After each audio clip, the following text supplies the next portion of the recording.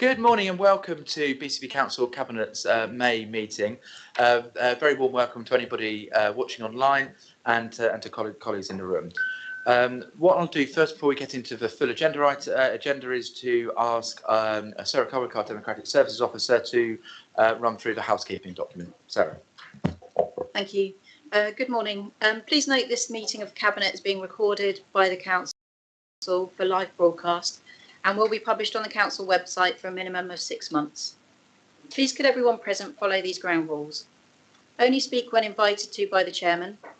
If accessing via Teams, always turn on your video function when invited to speak and state your name. Please use your microphones when speaking and mute or turn off your microphone when you're not talking. If accessing via Teams and you would like to speak on an item, please do so by utilising the raise your hand feature in the bar at the top of the Teams window.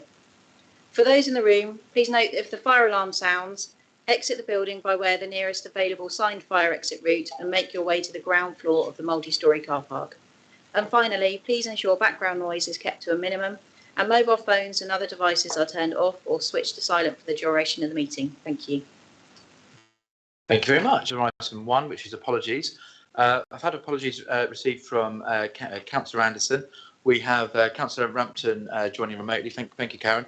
And we've had apologies from Councillors Johnson and Barron, who are attending a fire authority meeting as well. Thank you. Okay. So then we move to agenda item 2, which is declarations of interest. Are there any declarations colleagues would like to make?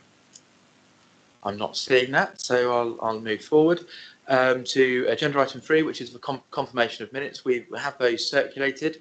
I'm happy to propose those, and I believe Councillor Broadhead, you're seconding. Yes. Do we have any comments on the minutes from previous meeting? No. Okay. So all those in favour, please show. Thank you. That is unanimous. So we move on to agenda item 4, which is public issues.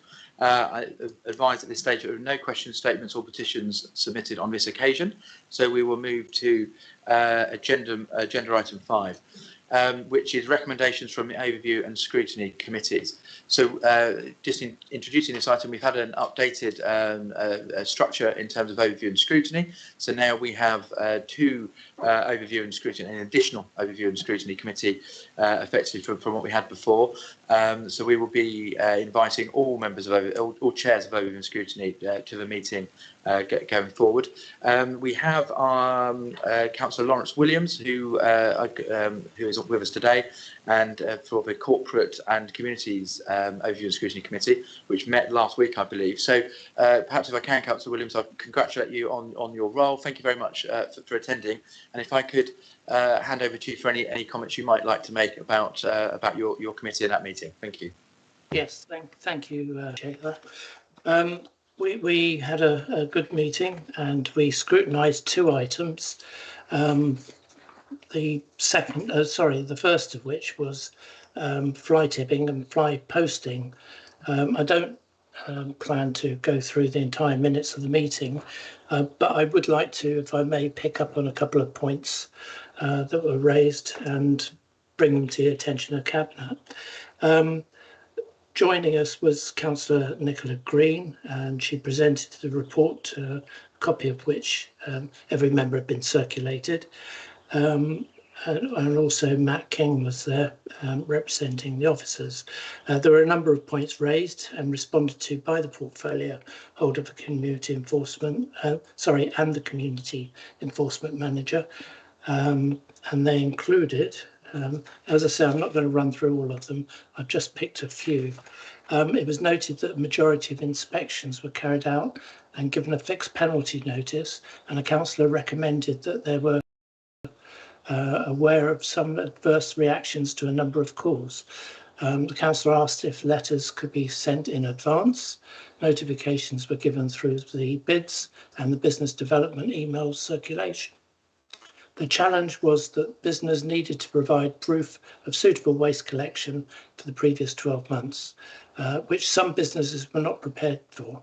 Waste environment officers provided feedback and warnings were given to businesses.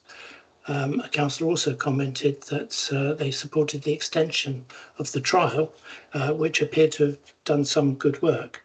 However, they questioned if a further 6 months would be sufficient to conduct all the inspections required, and it was noted that there was a rationale behind the business which were chosen for inspection. A councillor asked if wise officers could approach landlords directly to respond to clearing vacated properties, and officers advised that they were still finding the best way to approach different groups. It was noted that reporting fly tipping on the council's webpage was somewhat cumbersome, and only photos could be uploaded as opposed to videos, and it was noted that other councils had better web pages for reporting these issues. The committee was advised that the council was aware of some of the issues in this respect and were working on these, and there were difficulties with different preceding authority systems.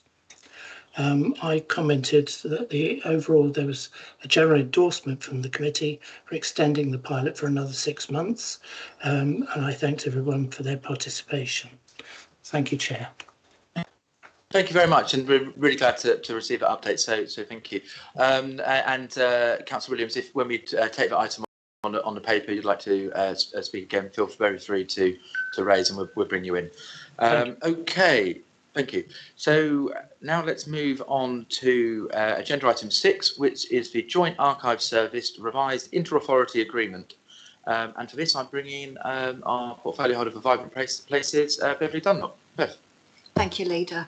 I'm pleased to bring this report today, which includes a revised inter-authority agreement for the Joint Archive Service for your endorsement. Since taking up the portfolio for Culture and Vibrant Places, which includes the Joint Archive Service, it's been really good to work with a successful pan-Dorset partnership of Dorset and BCP councils. The service was established in 1997 and is nationally accredited and is a superb example of successful partnership working with the Dorset History Centre, and it is seen as a great asset. It's dedicated to preserving and sharing and celebrating our rich heritage of Dorset and BCP. The existing inter-authority agreements dated 1997 and needed to be updated to reflect both councils' new operating models to enable we have proper political, financial and strategic oversight of the Joint Archive Service, and to provide relevant governance structure to oversee both the strategic direction and the standard of service delivered to residents. So the report also provides a revised structure for a Joint Archives Board, which ensures this proper governance. And the Joint Archive Advisory Board endorsed the revised agreement and the governance model after making some changes. So it is recommended to strengthen the strategic focus and give a framework for us to work alongside officers and the community to progress an ambitious development plan. So the recommendation on the report is that Cabinet approves the adoption of this revised inter-authority agreement with Dorset Council over the provision of the Joint Archive Service. Thank you, Leader. Thank you very much. And I believe I'm coming to Councillor Iyengar, who will be seconding. Okay. Yes, thank you, Chair. I'm very happy to second the paper. As the portfolio holder for this area before Councillor Dunlop, again, particularly pleased with this initiative. I'm glad this has made its way through.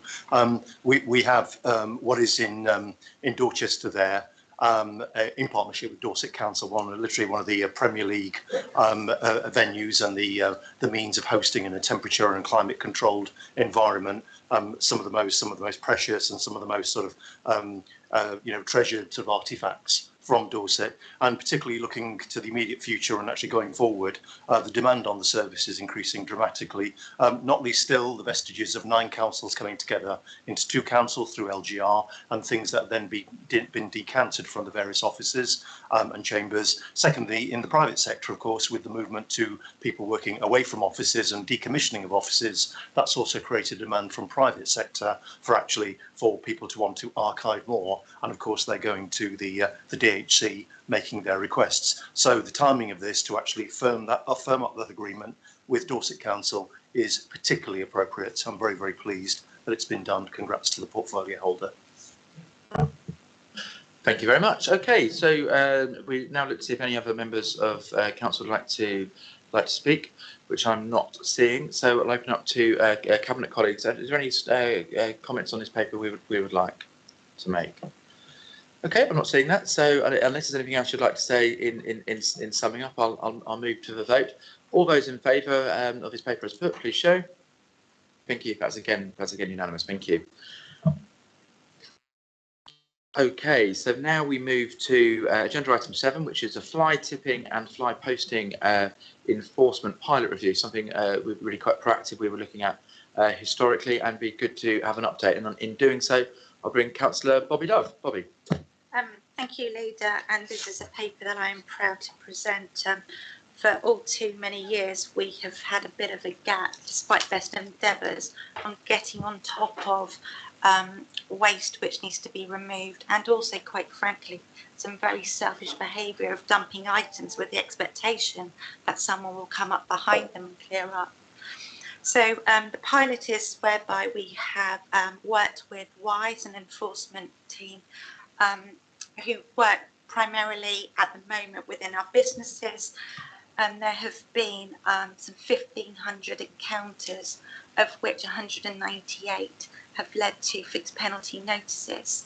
So I'm really quite pleased to reconfirm to those who would be concerned, and I absolutely understood the concerns that were raised at the ONS panel about proportionality. And I think we've taken that on board. I'm really glad to see that out of those encounters, the percentage of fixed penalty notices have remained low, because we've worked on the engagement and the education piece first and foremost. By continuing with WISE, it also frees up 2 of our environmental health officers to help continue that communications piece and supporting our businesses across the conurbation in disposing of their rubbish in a way which would be both lawful and then leave them risk-free.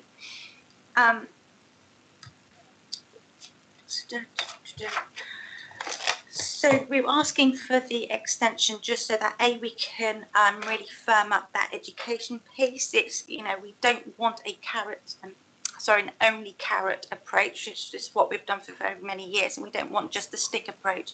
The 2 have to go hand in hand and work collectively together. But I have to say, all in all, it seems and it appears to be working very well. WISE have helped, therefore, identify our hotspots. They're very intelligence-led, and by doing this piece of work with WISE, it's allowed us to identify the areas of risk so that we can work harder to ensure that people dispose of their rubbish, their sofas, their fridges, or whatever that item may be, in a way which is considerate of all residents in BCP. Thank you. Yeah, thank you very much for that introduction. It's really helpful. Okay, now I'll bring in Councillor Nicola Green, who is seconding. Nicola.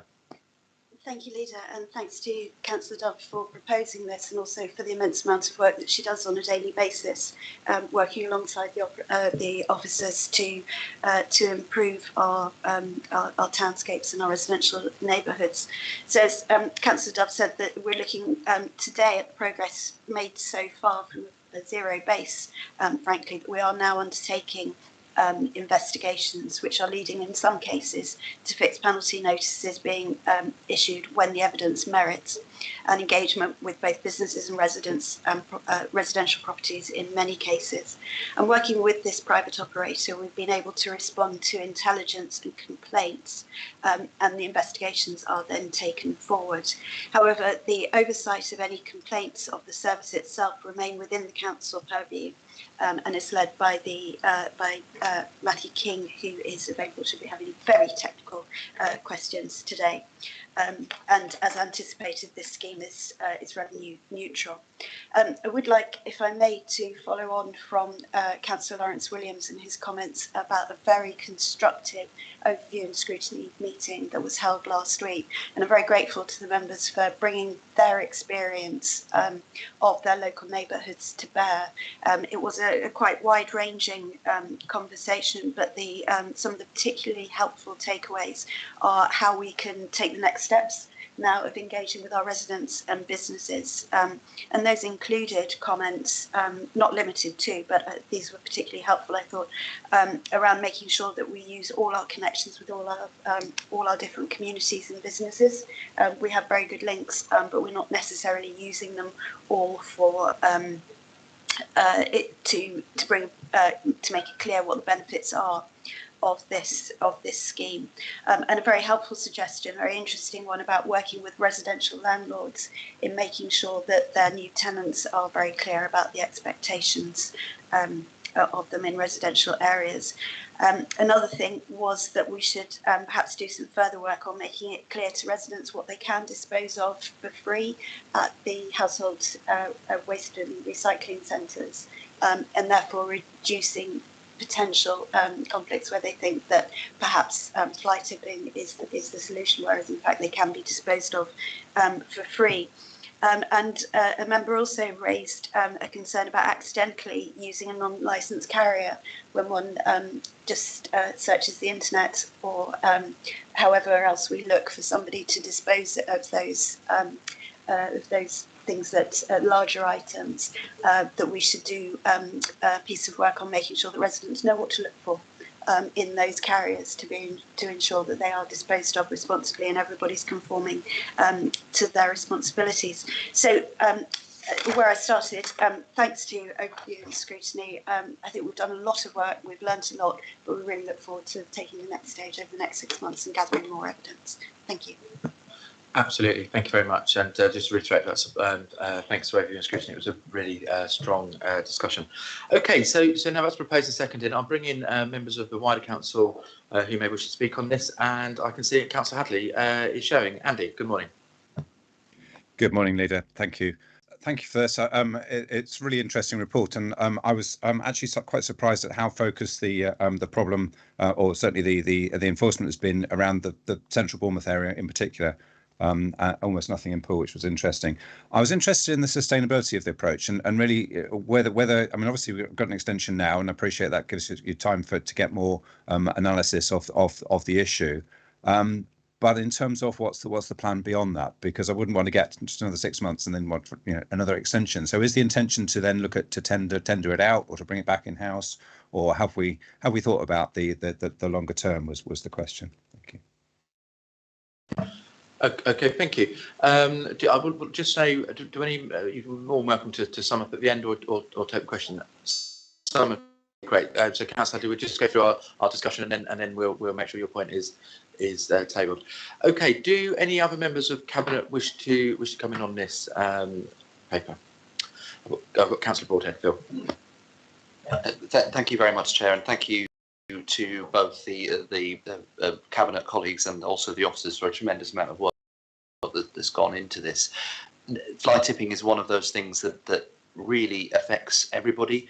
It's often used as a barometer of our place, and I think looking at some of the statistics in this, it shows how serious that we've taken it, looking in particular through the appendices, to find out that in this short space of time for this pilot having been underway, we've undertaken over 1,500 investigations, issued about 400 fixed penalty notices. I think really demonstrates that we are declaring war on fly tipping.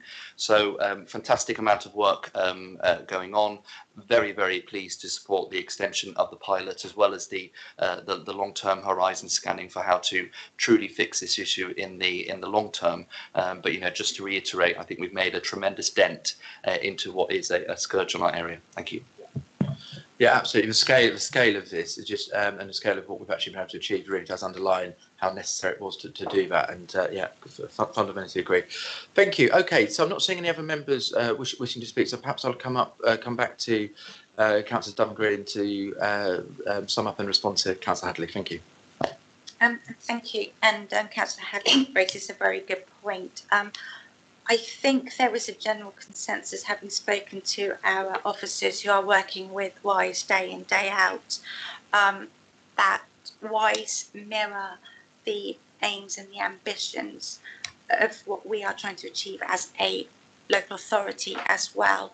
And I think they have demonstrated that they are a proportionate body that we can rely upon. They're not overzealous, and they're not out there just issuing tickets wherever they can, like confetti. It is absolutely evidence-based, and all that evidence has been recorded and can be analysed by our officers. But there is a gap, and we just need to make sure that we can fill those gaps. What those tweaks will look like, which is why we've asked for the extension. I mean, we could go ahead and consolidate that the scheme now, but I just think there is still some learning to do from other local authorities, and just make sure that this scheme is one that we really want to do, so that it protects, not only does it deliver, but it also protects us reputationally, because we don't really want to upset people unnecessarily. Leader, if I may say, this is something that's very new, it's very ambitious, and it has taken a great deal of work from our enforcement officers, and particularly Matt King, who has helped navigate and work closely with WISE to ensure that any sort of work carried out by WISE echoes the ambitions that we have as a local authority, and also understanding that whilst working with WISE, that they represent the local authority and therefore act in a way which is proportionate. So if we could just recognise the work that Matt King has put in place, that would be very much appreciated. Thank you. Yeah, but very happy to echo that last statement. I think whenever you're trying something new, you really need a dedication of our officers to deliver it, and this obviously is delivering. So, very happy to extend all the cabinets, and I'm sure the wider councils, thanks to your team. Okay, so yeah, and it was also great to hear. So effectively, there is a long-term plan and ambition here. We need an extension to further it up, but we will be committed to this. To a solution in this area going forward. Okay, any other? I don't believe anybody else is wishing to speak. So what I'll do now is I would go to the vote. So all those in favour, please show. Great, thank you very much. That is great. So then we move on to agenda item 8, which is the Harbourside Park strategic infrastructure improvements to the sluice channel linking Poole Park and Poole Harbour. Councillor Mark Anderson has been leading the work on his paper, but where he's not with us today, I'm more than happy to present this paper to Cabinet. I think I just set this in the context of the wider strategic infrastructure improvements here, going on the back of the heritage-funded Poole Life project. We've got including a new bridge over the sluice channel north of the railway line. It's going to develop in parallel with the Harbourside Master Plan, and alongside the segregated cycleway improvements. So we've got significant plans around Poole Quay, and this links to the whole wider Poole Quay public realm improvements. And our absolute stated ambition and priority of this council to rejuvenate Poole.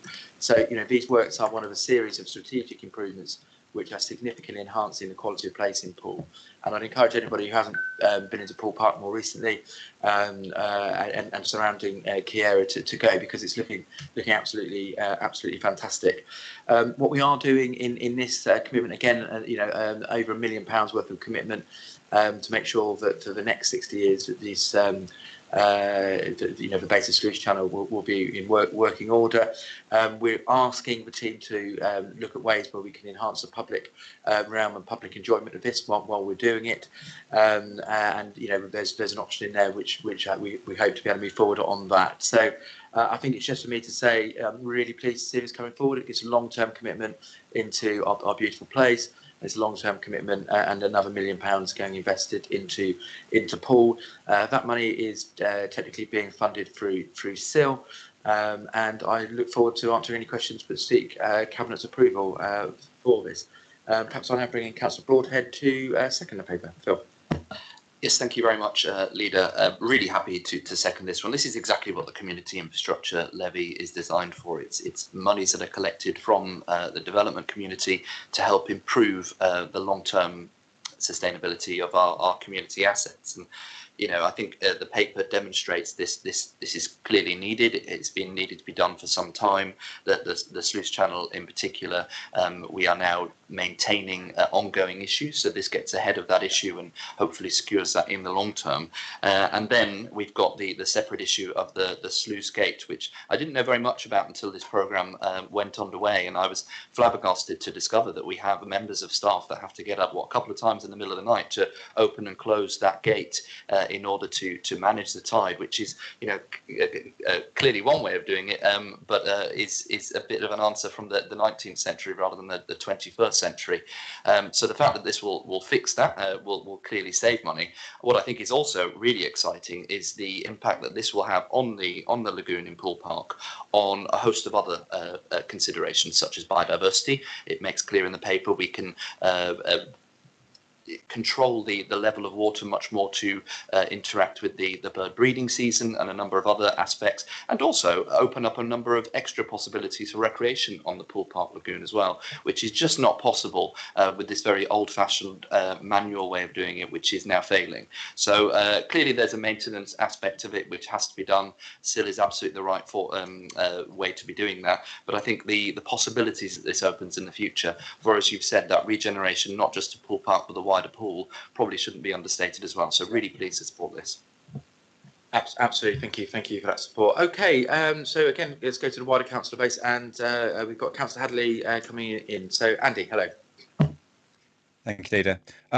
Yes, obviously as ward councillor for Poole Town, which abuts this, I very much welcome the investment. It has been a problem that effectively there's a real pinch point here. And my slight concern with there were three options, one of which was discounted, and it doesn't say what that was, but I assume that was to box it. But we need to recognise that people like to hug the railway line. They like to wander across the field, and then you've got the paths by the water, and we need to make sure it doesn't create a new pinch point, because it's a confluence of about 4 separate paths along there. The other concern I have is that the funding doesn't seem to fix the drainage problem on Keyhole Bridge. So particularly for pedestrians passing under Keyhole Bridge, there's quite often a high tide or just after rainfall, a significant problem, which means you can't walk through there because the pavement is so inadequate. So I think that's a worry, and I know that's work with Wessex Water, but it's not included in the funds here. So have we got a solution for that, I guess is the question. Thank you. Yeah, thank you very much, Councillor Hadley. We'll come back to you. So I'm moving now to Cabinet members. Councillor Green. Mike. Thank you very much, Leader. Yeah, I was just going to pick up on what Councillor Hadley said there. Certainly, we would like to see a solution to the occasional flooding at Keyhole Bridge. But I think the report is very clear about this. It is a completely separate issue. What we're talking about within the sluice gate is obviously the salt water entering, leaving the lagoon. What we're talking about in Keyhole Bridge is clearly it is rainwater related flooding.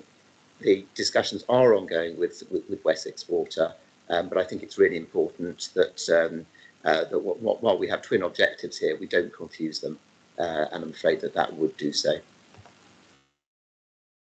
Yes, great, and thank you very much for that. And I'm happy to add that we are engaging with Wessex Water to try and do partnership funding rather than using public money to fix what's effectively Wessex Water assets as well. So there is an ambition to move this forward, trying to do that and work with that in partners. This on its own doesn't get to that, but what it does do, and I think your earlier point, Councillor Hadley, was around effectively the facility and the public enjoyment of it. We're very much looking forward in terms of the options presented to move that and to increase that as and when we're able to.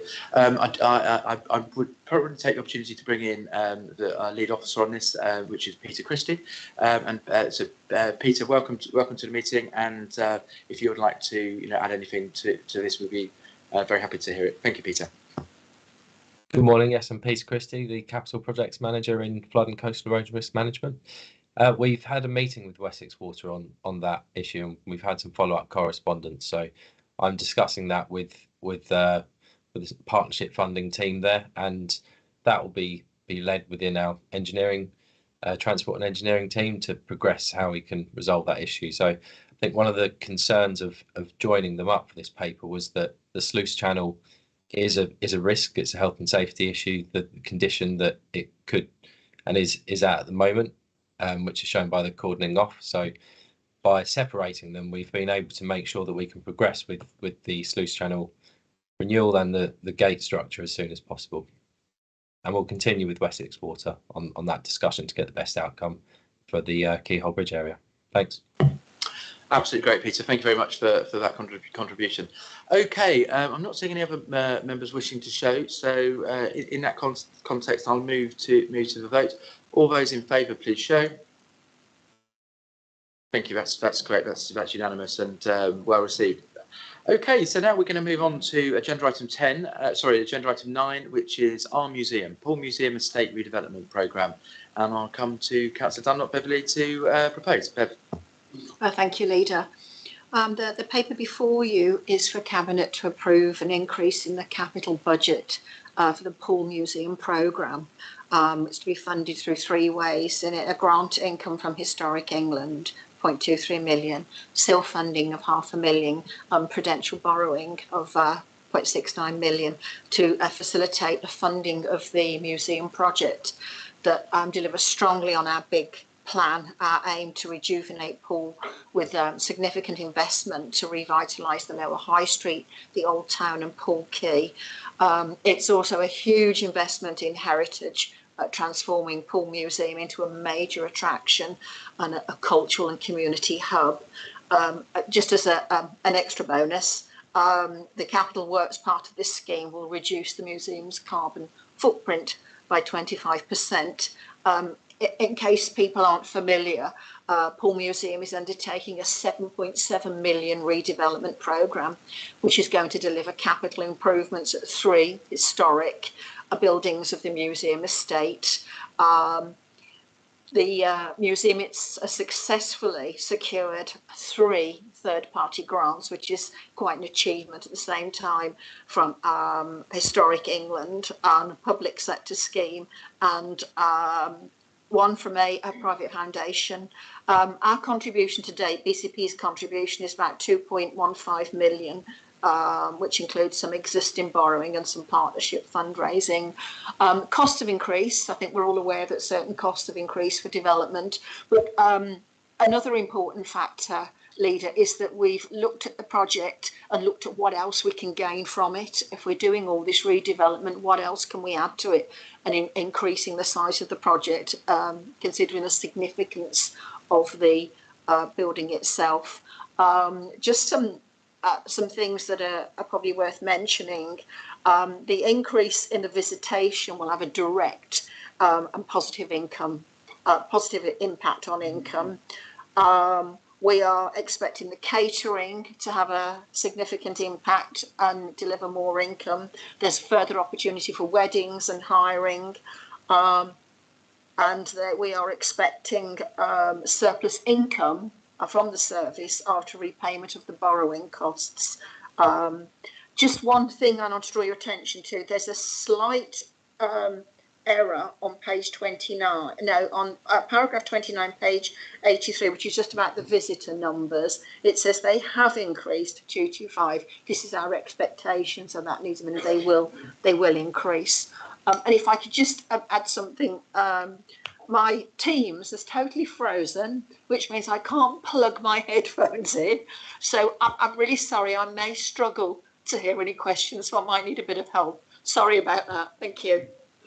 Perfectly understood, and look forward to bringing in Councillor Angela Mohan to second and support if required. So I'm very, very pleased indeed to second this, and just like the last pieces, that again, the predecessor to Councillor Dunlop, delighted to see this moving forward. I'm aware that this item is coming in a sort of spirit of, okay, we need to sort of provide more for this, but I hope, and I think I'm reasonable in hoping that the mood has not changed in terms of our feeling about Poole Museum and Scaplands and the neighbouring buildings. It's an absolute gem, the whole area. The sort of transformation project which Councillor Dunlop has touched on is very much intact, and people can see visibly the sort of the disturbance around the place as it starts to happen. Preparations are being made. It's on the up and up, the whole Poole Museum area and those buildings. And again, just as a quick reminder, what's going on there will serve to expand by no less than almost a third extra space for no extra building out of the buildings. It's a formidable achievement, and that will facilitate a significant increase in the numbers of people and in the quality and the scale of what can be offered in there as well. So I think the big picture here is to actually continue to back something which is absolutely going to be a great thing now and for the future, for not just that area of Poole, but for the whole of Poole and for BCP's reputation in general. It's a site which has got national prominence, and just going back into the fairly recent past, where exhibits like the Lines of Thought, the pencil drawing of Michelangelo and so on, the Swash Channel Wreck, and also the rejuvenation of the sea music sculpture were all things that got considerable recognition. And just going forward, as I say, Poole Museum is on the national circuit, literally first things coming out of London. We're on the circuit for those things for when they come to be exhibited, and we want to retain that position, most certainly. I think that's I've got a few more notes actually. I think I'll probably stop there, but I think this is something, again, I'll ask all Cabinet colleagues to look to the longer term for this, and it's a great thing that I hope we can continue to support. It's absolutely worth it. Thank you. Absolutely, and I can completely echo that. What's happening across Poole Quay, but also a wider cultural piece. I think this is an absolutely jewel of an asset, and to invest further in it as well is great. So the commitment there around that whole area, that SCAP plans, I'm really glad to see being maintained and coming through even more strongly. Okay, great. So I'll now move to members of wider council and come again to Councillor Hadley, which I believe is also in your ward of Poole, Andy. It is indeed. Thank you, Leader. Yes, definitely welcome the work going on in Poole Museum, and it is an absolute gem for the whole area. It's not just for my ward by any means. I guess I have a concern that this is doubling the SIL going into this, and it is about sort of how we spread that around and make sure it's increasing value for all our assets. But it is, as the portfolio holder and the seconder have highlighted, a gem. My one real concern was that having spent this public money, and particularly the SIL money, there was the comment about introducing ticketed events, and I was blown away by the Lines of Thought, the first temporary exhibition that we had there, and it wasn't just Michelangelo; it was almost any major artist that you care to mention. But that was free to enter, and that anyone from the local area could access it was really good. And I'd hate to move to a position where the temporary exhibits become ticketed and therefore more exclusive from people living in the local area, given that it's their funding that has enabled it to be reconfigured. So a plea for generating money where we need to, absolutely, but maybe not being too exclusive on that. Thank you. Yeah, thanks. And I think that this is one of I think it's the largest free facility effectively in the south. I think in terms of not being exclusive, absolutely not. And there's no intention to. We're trying to bring, as we prove with Festival Coast Live and things like that, we're trying to bring more things of cultural importance and enjoyment to the public for free. But then I'm sure other colleagues will like to comment. So first of all, do any other Cabinet colleagues want to come in, and then I'll bring in the portfolio holder to respond. Councillor Mike Green. Mike. Thank you, Leader. You may think this is slightly churlish, but as a former Central councillor, I bristled rather at Councillor Hadley's first comment or comment on the first paper, which was about the extremely successful pilot we've got on fly tipping and flight posting, and how that was being geared towards Bournemouth Town Centre. I just heard the last two papers, which have talked about £9 million that has gone into Poole specifically. And I really think that it's important that we all recognise now that we are 3 years on since the last elections. We're 4 years since we became a BCP shadow council. We are not looking at the moment at what is Bournemouth, what is Poole, what is Christchurch. We have the entire area to look at, and we look at it fairly. So can we please stop having some of this sniping going on and accept that we are looking after all 3 towns to the best of our ability? Thank you, Leader.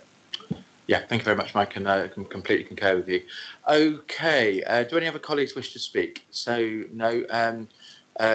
Councillor Dunlop, would you like to come back? Thank you. Yeah, I think it's worth saying, Leader, that we shouldn't underestimate the significance of Poole Museum. As I've got close to it as the portfolio holder, a tremendous amount about how important it is, how it's important historically. The Wall Hall, for example, is the most important commercial building in the UK. I think I didn't realise quite how significant it was. In terms of visitor numbers, it's the most visited museum within a 50-mile radius. It is hugely important to Poole, its history, and and this development is going to be central to a lot of all the other development that we do on the quay. So it is really important. Thank you. Absolutely, and thanks for your leadership in the area. It's really encouraging. Okay, so then nobody else wishing to speak. So what I'll do is I'll move to the vote now. All those in favour, please show. Great, that is also unanimous. Thank you very much, colleagues. Okay, that moves us on to agenda item 10, which is urgent decisions taken by the Chief Executive in accordance with the Constitution. I believe there is a decision, Graham, so perhaps I'll bring our Chief Exec, Graham Farron, in to introduce that. Thank you, Leader. Just to report one urgent decision, which I did actually report to the council meeting verbally, but that was to accept the domestic abuse grant for 22-23, and that decision has been published in accordance with the Constitution.